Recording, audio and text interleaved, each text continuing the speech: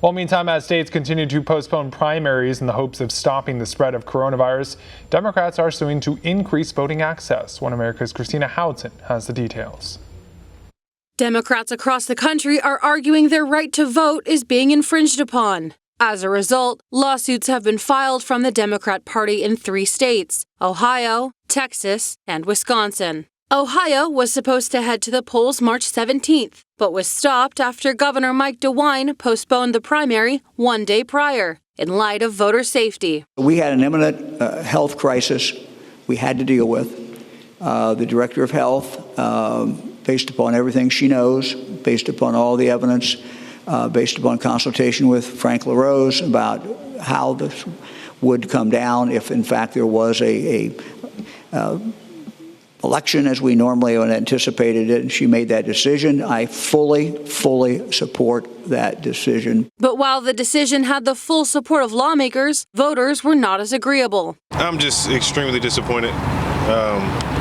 The thing is, I really wanted to vote. I wanted to make sure my voice is heard, especially, from all the years back in the past where African Americans couldn't vote. So I want to definitely make sure I get out here and vote and show my son, that voting is extremely important. The Ohio Secretary of State then decided to reschedule the primary for June 2nd, which Democrat voters have opposed. Instead, plaintiffs are calling for adequate provisions to allow voters to submit absentee ballots until the end of April. Meantime, in Texas, Democrats have filed a similar lawsuit to expand vote-by-mail requirements to include options for voters in quarantine. Currently, only people with disabilities can vote by mail. This after the Lone Star State's primary passed on March 3rd. Then over in Wisconsin, a judge ruled in favor of state Democrats who asked for an extension of the online voter registration deadline, but denied requests to extend by-mail registration deadlines.